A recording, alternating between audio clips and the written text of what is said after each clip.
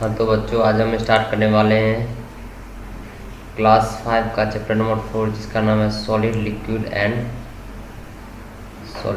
And gas, ठोस, द्रव और हवा। यानी ये मैटर का 3 अवस्था है, सॉलिड, लिक्विड एंड गैस। इस चैप्टर में हम इसी के बारे में पढ़ेंगे। चलिए हम लाइन बाय लाइन एक्सप्लेनेशन चालू करते हैं। All the thing that occupy space and have weight are called matter। कोई भी वस्तु जो हमारे आसपास है, वह अगर जगह छेक रहा, अगर उसको हम कहीं धरेंगे, अगर वह जगह छेक रहा है और उसके पास वजन है, तो उसको हम क्या कहेंगे? मैटर कहेंगे। यानी all the thing date occupy space, यानी कोई भी चीज़ जो जगह छेकता हो, जगह घेरता हो और उसके पास वजन हो, उसको हम क्या कहेंगे? मैटर कहेंगे। All non living and living thing including man are made up of matter. कोई भी लिविंग थिंग हो या नॉन लिविंग थिंग हो, कोई भी चीज़ जो लिविंग हो या सजीव हो या निर्जीव हो, यहाँ तक कि आदमी भी किस चीज़ से बना होता है? मैटर से बना होता है। The pain in your hand, जो कलम आपके हाथ में है वो भी मैटर से बना हुआ है। योर नोटबुक, आपका किताब जो है वो भी मैटर से बना हुआ है। The water you drink etc. is all matter. आप पानी जो पीते हैं, खाना खाते हैं, कपड़ा जो पहनते हैं, सब कुछ क्या है? सब कुछ मैटर से बना हुआ। जैसे आप खाना खाते, खाना को अगर धरेंगे तो कहीं थोड़ा भी जगह तो छेकेगा। अगर जगह छेकेगा और खाना में को उठाने के लिए थोड़ा भी भार चाहिए, यानी उसके पास वजन भी है और जगह भी छेकता, तो उसको क्या कह सकते हैं? मैटर कह सकते हैं। आगे पढ़िए। All the matter can be split into tiny units that are not visible to our naked eye. सभी मैटर को अगर हम मान लीजिए एक पेज ले लेंगे, उसको हम तोड़ते जाएंगे, काटते फाड़ते जाएंगे, एक ऐसा जगह भी आएगा जिसको इतना छोटा हो जाएगा वह पेज, जो हमको नंगी आंखों से दिखाई नहीं दे सकता। उसी तरह मैटर को जब हम तोड़ेंगे, तोड़ते वह इतना छोटा मॉलिक्यूल्स में टूट जाएगा, जो हमारी नंगी आंखों से दिखाई नहीं दे सकता है। वैसे these tiny units are called molecule. उस टीनी यूनिट्स को क्या हम कहते हैं? मॉलिक्यूल्स कहते हैं। मॉलिक्यूल्स आप जान गए, जो कोई भी मैटर को अगर हम बहुत तोड़ेंगे, इतना तोड़ेंगे जो हमारे नंगी आंखों से दिखाई नहीं दे, उस टीनी पार्ट की यूनिट को हम क्या कहेंगे? मॉलिक्यूल्स कहेंगे। A molecules is the smallest unit of a substance that has all the property of that substance. एक मॉलिक्यूल जो होता है, क्या होता है? सबस्टेंस का सबसे छोटा इकाई यूनिट होता है। यानी सबसे छोटा यूनिट क्या होता है? किसी भी सबस्टेंस का मॉलिक्यूल होता है, जिसके पास उस सबस्टेंस का ही प्रॉपर्टी रहता है। जैसे मान लीजिए हम किसी पेज को अगर फाड़ेंगे, तो पेज का जो क्वालिटी होगा वही उसके मॉलिक्यूल्स का भी क्वालिटी होगा। जैसे हम कलम को तोड़ते जाएंगे, इतना छोटा कलम को तोड़ेंगे जो हमको नंगी आंखों से दिखाई नहीं देगा, और वो जो छोटा पार्टिकल्स होगा उसका जो प्रॉपर्टी होगा, यानी उसका जो प्रॉपर्टी होगा वह किस चीज़ से मिलेगा? वही पार्टिकल्स, कलम के पार्टिकल्स के ही प्रॉपर्टी मिलेगा।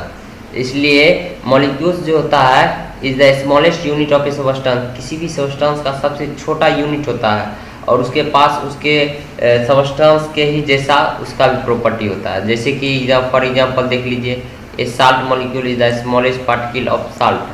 इस साल्ट मॉलिक्यूल है द प्रॉपर्टी ऑफ साल्ट। जैसे आप साल्ट का ही प्रॉपर्टी ले लीजिए, आप साल्ट को कितना, चाहे आप एक मुट्ठी साल्ट ले लीजिए, नमक ले लीजिए, उसको आप थोड़ा चखिए, उसका नमकीन ही स्वाद रहेगा।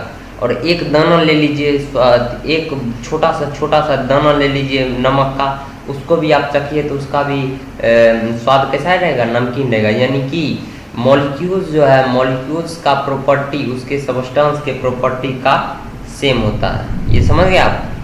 आगे देखिए। Molecules are made up of still tiny particles called atoms. अब इससे भी गहराई में जाइए कि मॉलिक्यूल्स एक ऐसा सबस्टेंस जिसको हम नहीं देख सकते आंख से। अब मॉलिक्यूल से भी छोटा सबस्टेंस है, उससे भी छोटा सबस्टेंस है, जिसको हम क्या कहते हैं? जो एटम कहते हैं। और बहुत सारे एटम मिलकर क्या बनाता है? एक मॉलिक्यूल्स बनाता है।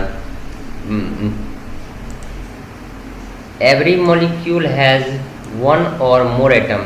एक मॉलिक्यूल्स के पास के कितना एटम हो सकता है? एक या एक से ज़्यादा एटम हो सकता है एक मॉलिक्यूल्स के पास। Atoms are called building blocks of मेटम।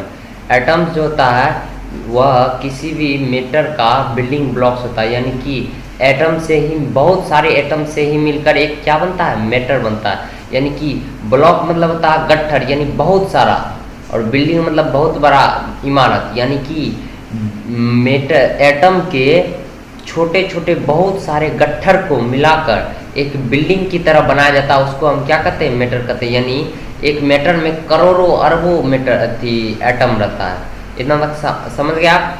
अब देखिए arrangement of particles in matter. Matter में कैसे पार्टिकल्स रहता है, ऐसे जानेंगे इसके बारे में। इन सॉलिड में the particles are tightly packed in a rigid pattern and so can not move away from each other. Solid में क्या होता है, सॉलिड में पार्टिकल्स जो रहता है एक दूसरे में बहुत चिपके रहते हैं, इतना चिपके रहते हैं जो एक थोड़ा भी उसके बीच में स्पेस नहीं रहता है, उसके बीच में थोड़ा भी स्पेस नहीं रहता, इसलिए वो अपना आकार भी नहीं बदलता, क्योंकि अगर उसका पार्टिकल्स इधर उधर रहेगा तभी ना वो आकार बदलेगा। तो यही कहता है particles are tightly packed in a rigid pattern, बहुत ही कठोर पैटर्न में दोनों एक दूसरे से चिपका रहता है, और सो के दे can not move from each other, इसलिए वह इधर उधर नहीं मूव कर सकता है। That's why solid are generally fixed shape, इसलिए सॉलिड के पास क्या रहता है, फिक्स्ड शेप रहता है, उसका फिक्स्ड आकार रहता है। अगर आपको कोई क्वेश्चन पूछ दिया कि जो सॉलिड है उसके पास फिक्स आकार क्यों होता है, मान लीजिए कहेगा कि ईटा जो है, ईटा के पास फिक्स्ड आकार क्यों होता है, वही अगर हम पानी को अगर बर्तन में डालेंगे बर्तन का आकार ले लेता है, या किसी बाल्टी में डालेंगे बाल्टी का आकार लेगा, वही हम ईटा को बाल्टी में डाले या कहीं भी डाले उसका आकार सेम ही रहता। क्यों? क्योंकि आपको जवाब देना बिकॉज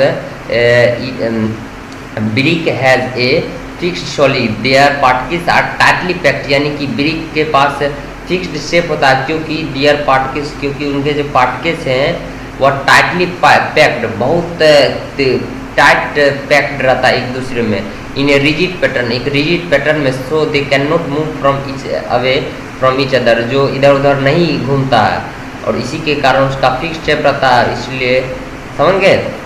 आगे देखिए आप लिक्विड के बारे में जानिए। आप कोई पूछ देगा आपको जो सॉलिड का फिक्स्ड शेप क्यों होता है, बता दीजिएगा, क्योंकि उसका पार्टिकल्स जो रहता है टाइटली पैक्ड रहता है। आगे आप पढ़ेंगे ये क्यों पैक रहता है, क्योंकि पार्टिकल्स के बीच में इंटरमोलिकुलर फोर्स लगते रहता है, और इंटरमोलिकुलर फोर्स जो है सॉलिड में बहुत ज़्यादा होता है, इसलिए वह टाइटली पैक रहता है। लिक्विड में थोड़ा कम रहता है, इसलिए वह थोड़ा अच्छी रहता है, उसके बाद गैस में रहता ही नहीं है।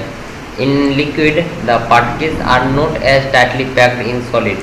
लिक्विड में जो है पार्टिकल्स उतना पैक नहीं रहता जितना सॉलिड में रहता है, so they can move and slide over each other, इसलिए वह इधर से उधर मूव कर लेता है और ये इधर उधर मूव कर लेता है। This make liquid flow to take the shape of the container in which they are poured, इसलिए लिक्विड को किसी भी बर्तन में डालेंगे तो उसका शेप ले लेता। क्यों शेप ले लेता? क्योंकि the particles of liquid are not tightly packed as in solid, यानी लिक्विड का जो पार्टिकल्स है वह सॉलिड के अपेक्षा उतना टाइट नहीं रहता है, और वह इधर से उधर मूव करते रहता है, इसलिए वह किसी भी शेप का कंटेनर का शेप ले लेता है जिसमें उसको धरा जाता है।